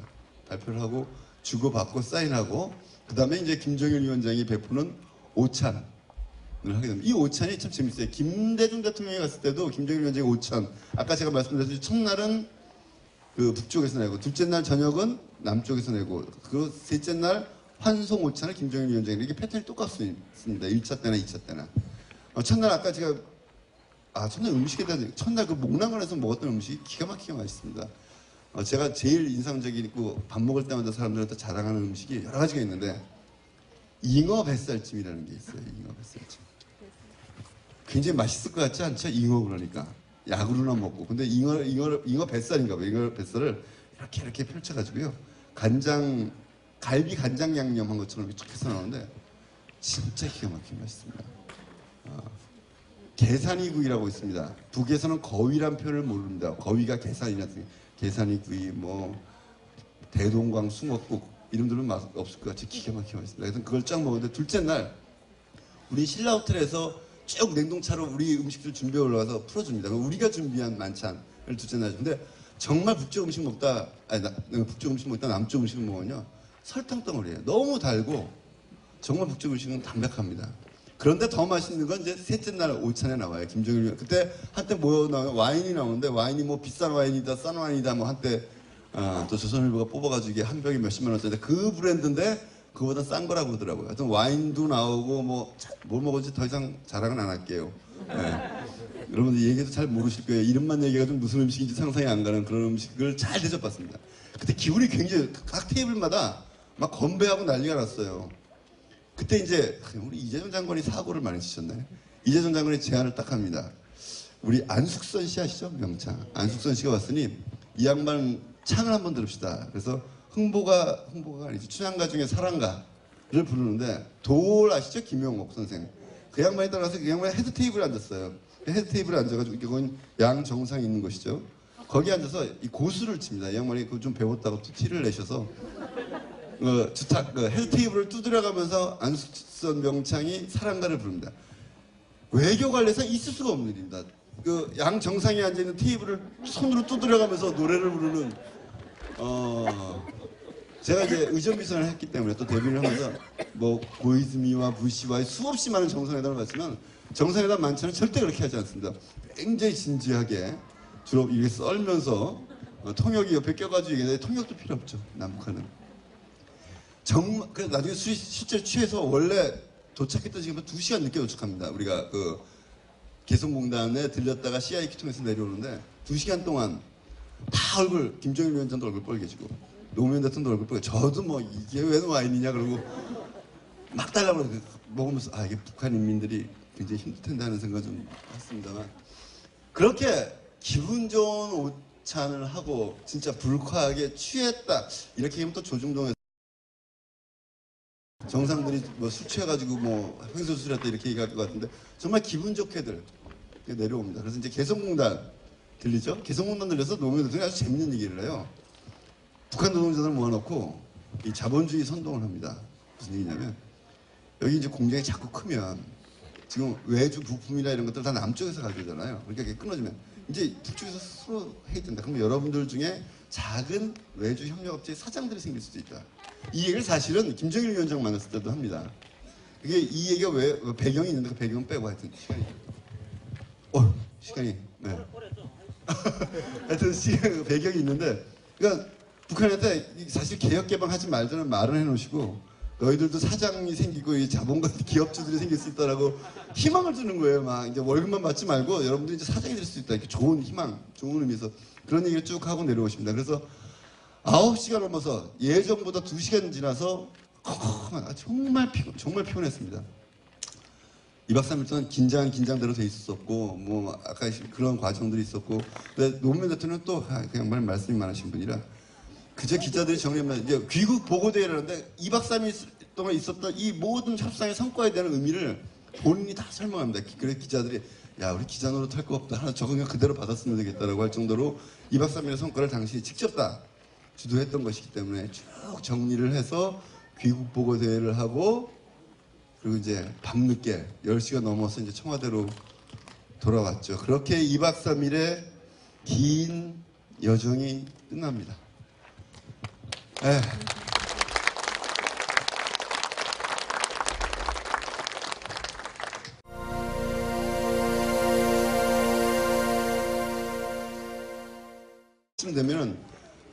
15일 보름 정도 지나서 이게 42일인가 걸립니다. 이 사건이 최종 마무리돼서 두 분이 돌아가시고 나머지가 석방되는데 한 명이 미리 나오고 아픈 사람이 42일 동안 청와대는 완전히 비상체제로 바뀝니다. 24시간 체제. 왜 그러냐면 그쪽에서 그 살해 위협을 하잖아요. 몇 월 며칠 날까지 요구 조건을 들어주지 않으면 납치된 사람 중에 한 명을 살해하겠다. 라고 하면 그게 12시가 기준입니다. 거기 12시는 우리나라로 새벽 4시가 됩니다. 제가 그때 당시 청와대 대변인을 하고 있었기 때문에 새벽 4시만 되면 혹시 또 시신이 발견되지 않았냐라는 전화를 기자들이 매일 하게 되죠. 그래서 저는 원래 한국 시간 때문에 아침서부터 밤까지 일해야 되는데 탈레반 그 피랍 사건 때문에 새벽 4시에도 잠을 못 잡니다. 그래서 24시간 내내 비상체제로 10며칠을 지내고 있었습니다. 그런데 어느 날 새벽 4시에 여러분들 요즘 신문에 좀 잘 나와서 하는 우리 조명균 비서관한테 전화가 옵니다. 그때 당시 탈레반 소위 그 새물기의 피랍 사건 문제도 함께 다루고 있었습니다. 새벽 4시에 집에서 자는데 그때 저는 배 위에다 진동으로 해놓고 잤어요. 소리가 저희 그 애엄마가 깨지 않게 하려고 새벽에 전화가 오니까 배 위에다 진동으로 이렇게 해놓고 자면 이게 울립니다. 그래서 전화를 딱 받았죠. 받았더니 새벽 4시입니다. 그래서 딱 첫 번째 걱정은 누가 또 시신이 발견됐구나. 피랍자 한 명 더 살해됐구나. 이렇게 생각을 했죠. 그랬더니 그게 아니고 하면서 조명균 비서관이 저한테 주문을 합니다. 오늘 아침 새벽 7시에 국가안전보장회를 개최한다. 그리고 9시에 남북정상회담을 발표할 예정이다. 8시간 시간이 기억나요. 발표할 예정이다. 그걸 준비해다. 이게 저한테 오늘 주문이었습니다. 대변인한테. 가슴이 철렁했죠. 국가안전보장회의는 처음에 이 얘기부터 안 했다. 예. 피랍 사건 얘기를 안 하고요. 국가안전보장회의를 7시에 소집한다 이렇게 얘기합니다. 국가안전보장회의는요. 우리나라 최고 수준의 안전 관련 정책을 세우는 것입니다.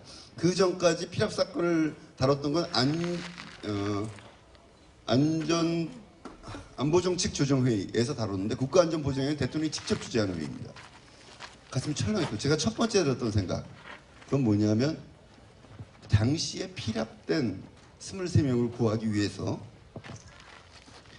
이제는 얘기할 수 있지만 구출작전을 생각을 했었습니다. 우리나라의 특수부대가 가서 그분들을 구해오는 거죠. 그러나 지형상 도무지 불가능하고 게다가 분산되어 있었습니다. 그때 서너 명씩 분산되어 있기 때문에 실현 가능성은 매우 낮다고 생각하는데 새벽 4시에 전화가 와서 국가안전보장회의를 어디서? 지하 벙커에서 개최한다. 그러니까 저는 처음에 드는 생각이 야 드디어 구출작전 시작이구나 라고 했는데 그게 아니다 라고 얘기하면서 이제 남북정상회담을 발표하고 이렇게 얘기되는 거예요. 7시 그 지하 벙커 여러분들 아세요? 이명박 대통령께서 가죽 잠바 입고 경제대책을 지하벙커에서 논의하셨습니다. 그분이 왜 경제정책을 지하벙커까지 들어가서 의논하시는지 모르겠지만 아무튼 지하벙커는 원래 그런 거 하라고 만든 데가 아니고요. 정말 국가안전보장과 관련된 비밀회의, 도청 가능성을 줄이기 위해서 지하에다가 만들어 놓은 벙커입니다. 여러분들 외국 영화 보면 이렇게 쭉 나오잖아요. 외국 영화에도 미국 NSC 상원실 보면 한반도 지도가 다 딱 뜹니다. 한반도 남북한 한반도 전체 상공에 떠 있는 비행기의 위치가 다 점으로 표시되고요. 배의 위치가 다 표시되는 데입니다. V자로 딱 돼 있어서 거기서 경제 정책을 논의하는 데는 아닙니다. 게다가 굳이 가죽 잠바 입으실 필요는 없는데 그분은 꼭 거기서 가죽 잠바를 입고 아무튼 거기서 7시에 국가안전보장회의가 개최되고 남북정상회담을 공식화하고 인터뷰 이제 기자회견을 합니다. 기자회견은 그때 김만복 국정원장, 이재정 통일부 장관 그리고 백종천 안보실장, 청와대 안보실장 세 분이 하죠. 그리고 이제 주관은 대변인이 하게 되고 이게 보통 일이 아닙니다. 곧 기자회견을 하는데 뭔지 알려줘야 됩니다. 알려주지만 새 나가면 안 됩니다. 미리.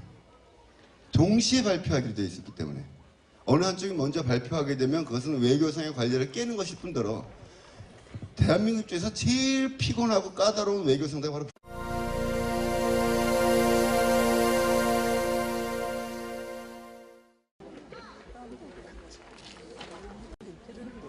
반갑습니다.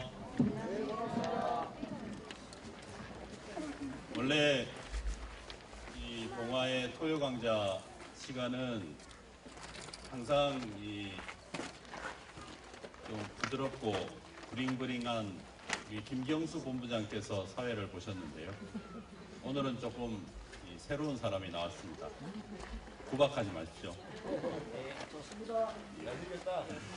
예, 오늘 김경수 본부장은 여러분 아시다시피 기록물과 관련된 검찰 소환을 지금 우리 참여정부 관계자들이 지금 쭉 받고 있지 않습니까?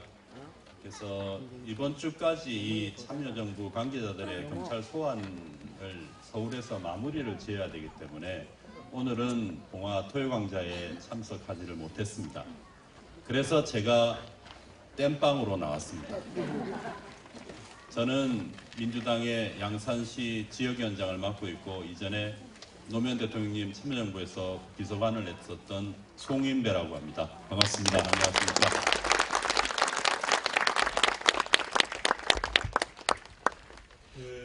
오늘 자리 여러분들 다 아시다시피 오늘 자리 토요광자 이 자리는 원래 노무현 대통령께서 봉화에 내려오시고 나서 방문객들이 많이 오셨지 않습니까? 봉화에. 그래서 방문객들이 올 때마다 대통령께서는 사저 바깥으로 나와서 방문객들과 같이 대화를 나누겠습니다. 를 이제 운영을 하지 않습니까? 그래서 노무현 시민학교 교장 선생님께서는 우리 양정철 전 비서관이신데요. 노무현 시민학교에서 개최하는 이 토요 강좌가 지난 6월 달부터 쭉 진행이 됐습니다. 첫 강의가 명진 스님께서 오셔서 첫 강의를 하셨죠. 명진 스님 하시고 도종환 스님께서 하시고 그리고 신경민 의원 그리고 안도현 시인 이해찬 전 총리 그리고 표창원 교수 그리고 안희정 충남지사 이렇게 쭉 진행을 해왔습니다. 그리고 지난번 강의가 무려 3,000명이 넘는 분들이 이곳 봉화를 찾으셔서 우리 김재동 씨 강연이 있었었죠. 정말 많이들 오셨더만요. 역시 이 공중파의 파워가 대단하구나. 오늘도 그만큼 오셨네요. 감사합니다. 고맙습니다. 감사하고요. 네, 고맙습니다. 그것에 또 더 뜻깊은 것이 오늘 당 대표께서 오셨습니다. 오늘의 자리는 10월 강좌 천호선 정의당 대표께서 오늘 진행을 하십니다. 그리고 다음 주에는 심리치유사로 잘 알려진 정혜신 박사, 우리 여러 책이나 아니면 우리 한겨레 신문에서 칼럼을 통해서도 많이 보셨던 정혜신 박사께서 다음 주에는 오십니다. 그래서 그때 또 다시 많이들 참석을 해주시고요. 오늘 천호선 대표님을 모시게 된 것은 지난 10월 4일이 노무현 대통령께서 육로로 군사 분계선을 넘어서 북한의 김정일 국방위원장과 남북 정상회담을 가진 지가 지난 10월 4일이었습니다. 6주년이었습니다.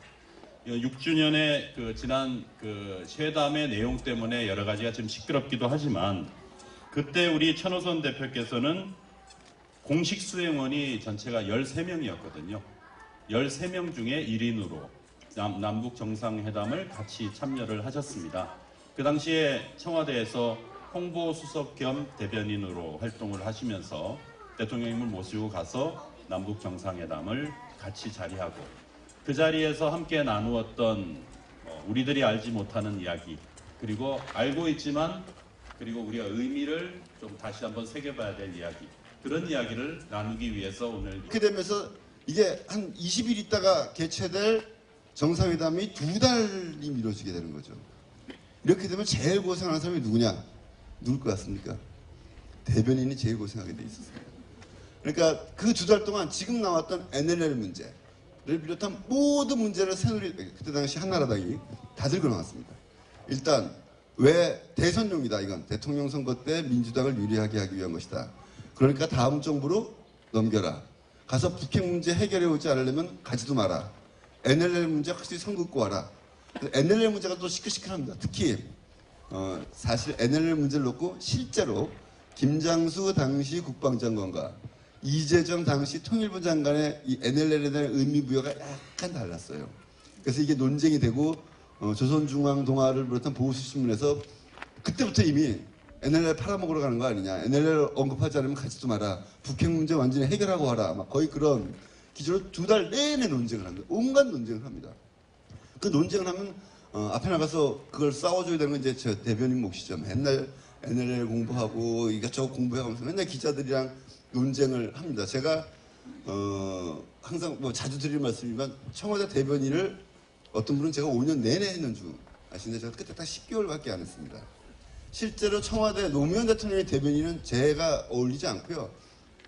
얼마 전에 한겨레에 약간 그 기사 나왔던데 윤태영 대변인이 2년 2번을 했습니다. 저는 의전비서관을 좀 오래 했고 대변인 딱 10개월밖에 하지 않았는데 제가 왜 얼굴 노출이 많아졌냐 하면 매일 월요일부터 금요일까지 생중계 브리핑을 했어요. 카메라 딱 켜놓고 방송사 카메라 켜놓고 매일 2시 반에 기자들이 뭐든지 물어봐도 뭐든지 대답하겠다. 라면서 질의응답을 받습니다. 제가 약간 자랑스러워서 얘기하면 전 세계에서 이렇게 기자들이랑 사전에 협의 없이 질의응답 받는 것은 백악관이랑 미국 국무성이랑 대한민국 청와대밖에 없었다고 하는 근거 있는 이유입니다. 지금도 아무 데도 안 합니다. 지금 이제 대한민국도 안 하죠. 단위 2군데로 줄었죠.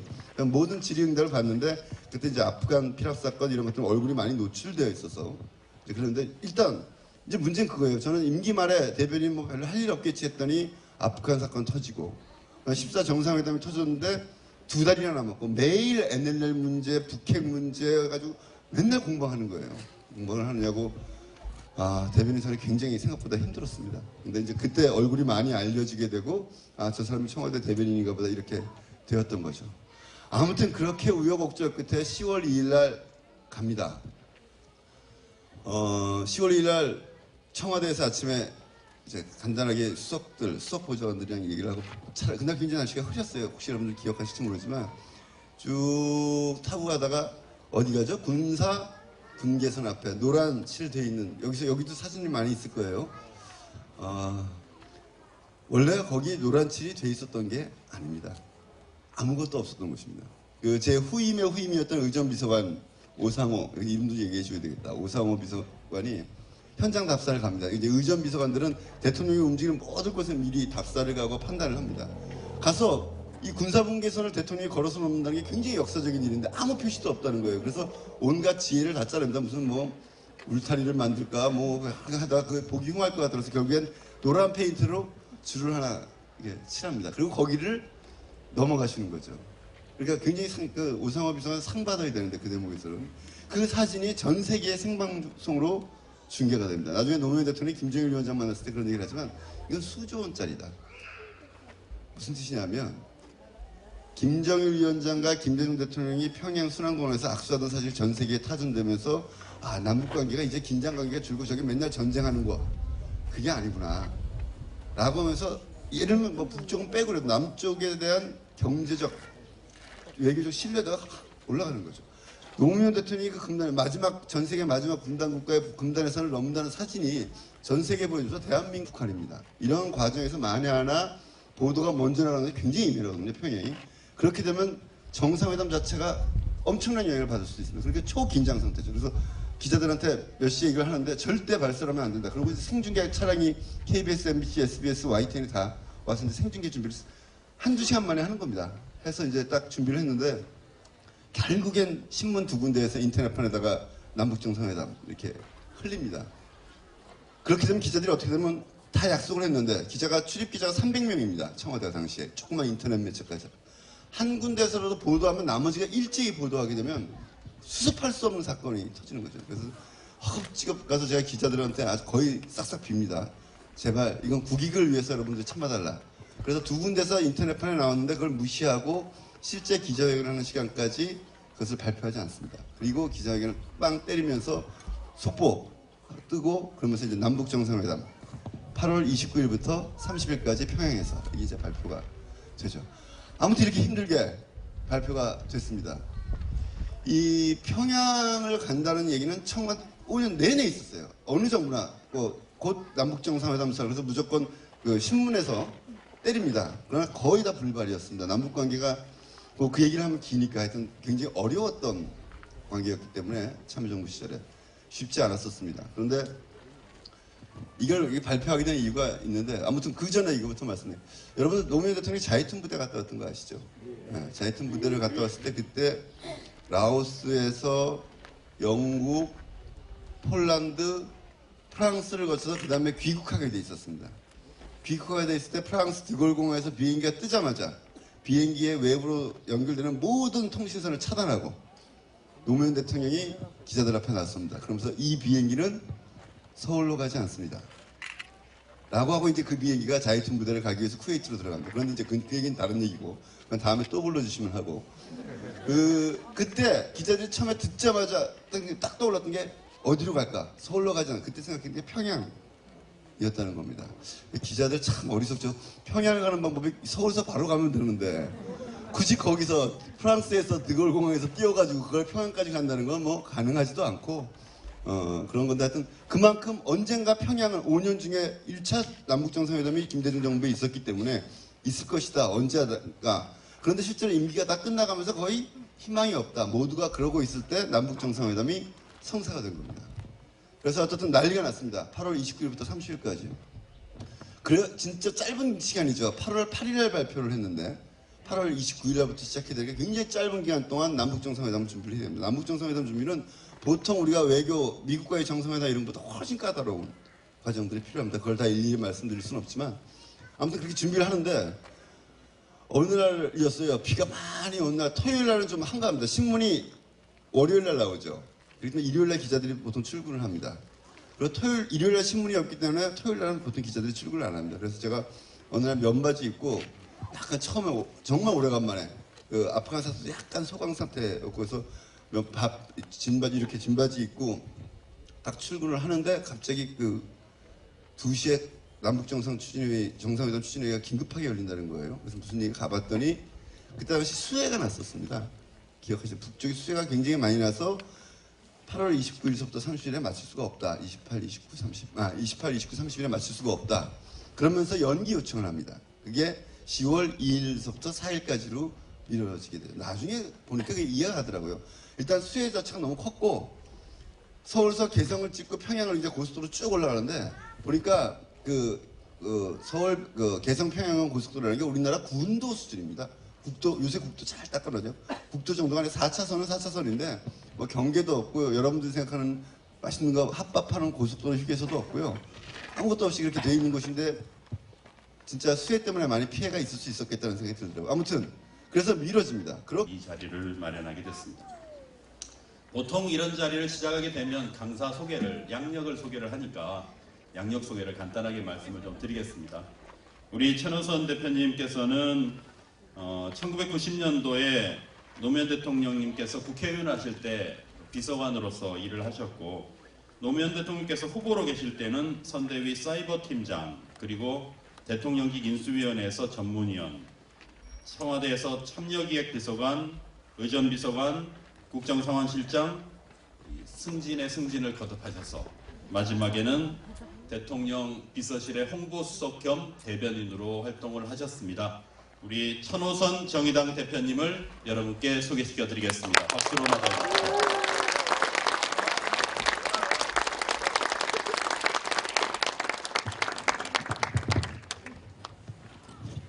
제가 청와대에서 한 게 굉장히 많네요. 예, 하나도 똑바로 한 게 없습니다. 오늘 제목이 평화특강이라는 너무 거창한 제목을 사실 저와 긴밀한 협의 없이 노무현 재단에서 붙여놨습니다. 평화특강 정도 하려면요. 국가 원수를 했거나 통일부 장관 정도를 하신 분들, 예를 들면 이재정 장관이나 이런 분들이 하실 것 같고요. 저는 이 평화특강을 이렇게 써붙여놓고 이렇게 또 홍보할 때 홈페이지에 보니까 무슨 힐링이 되어야 한다는 주문까지 있는데 남북관계 얘기하면서 힐링되기 참 쉽지 않거든요. 아시다시피. 그래서 제가 무슨 얘기를 할까 생각을 하다가 2007년 10월 2일부터 4일까지 그 기간 동안으로 제가 여러분들을 안내해 가야 되겠다. 이런 생각이 듭니다. 여러분들은 뭐가 되냐면요. 저와 함께 노무현 대통령 14번째 공식 수행원이 돼가지고 10월 1일 아침에 청와대에서 떠나는 겁니다. 그리고 군사분계선을 넘어서 개성을 지나 평양을 가서 백화원 초대소에서 여러분들 이틀 주무시는 거죠. 이틀 주무시고 제가 좀 일단 뭘 드시는지 다 말씀드립니다. 마시고 그리고 요번에 참 공개가 돼서 공개되지 않았으면 얘기하기 어려웠을 세상의 역설이지만 공개돼서 노무현 대통령 김정일 위원장과 나누었던 대화에 대한 이야기 중에 몇 가지 여러분 안 읽어보셨죠? 그 150페이지나 되기 때문에 읽은 사람이 주변에 사실 거의 없습니다. 국정원이 엉터리를 요약해준 요약본만 읽은 분들이 많습니다. 쭉 거기서 우리가 되살릴 만한 얘기들을 듣고 10월 4일 날 밤 9시 여러분들이 개성공단 CIQ라고 합니다. CIQ 지나서 개성공단을 지나서 서울로 돌아오는 이 여정을 저랑 2박 3일 동안 같이 하면 좋겠다. 그럼 힐링이 좀 되겠다. 그때 있었던 굉장히 재미있는 이야기들을 여러분들과 함께 나누고 싶다. 이런 생각을 합니다. 그렇게 시작하면 되겠습니까? 예. 그런데 10월 2일까지 가는 게요. 쉽지 않았습니다. 10월 2일까지 가기 전에 저로서는 이 일을 언제부터 겪냐면 8월 달부터 겪기 시작합니다. 2007년 8월 8일 새벽 4시입니다. 그때 어떤 일이 있었냐 대한민국에서는 여러분들 잘 기억하실지 모르겠습니다. 이 얘기가 샘물교회 사건이 있었을 때입니다. 아프간 피랍 사건 23명이 납치되었죠. 그 중에 2분이 돌아가셨죠? 네, 2분이 돌아가셨습니다. 우리나라의 어떤 해외여행객이 한두 명 정도 납치가 되면 외교부가 비상대책본부를 만듭니다. 그래서 상황을 관리합니다. 외교부 대변인이 상황을 브리핑합니다. 그러나 그때는 20명이 넘는 사람들이 피랍된 대한민국 초유의 사건이었습니다. 굉장히 심각한 사건이었고 그분들을 납치한 사람들이 우리는 의도적으로 저도 계속 브리핑을 하면서 뭐라고 했냐면 무장 세력이라는 표현을 썼지만 흔히 소위 얘기하는 탈레반들이었습니다. 탈레반들에서 납치가 됐었기 때문에 매일매일 긴장된 7월 19일 날 현지 시간 7월 19일 날 납치가 됩니다. 그래서 8월 8일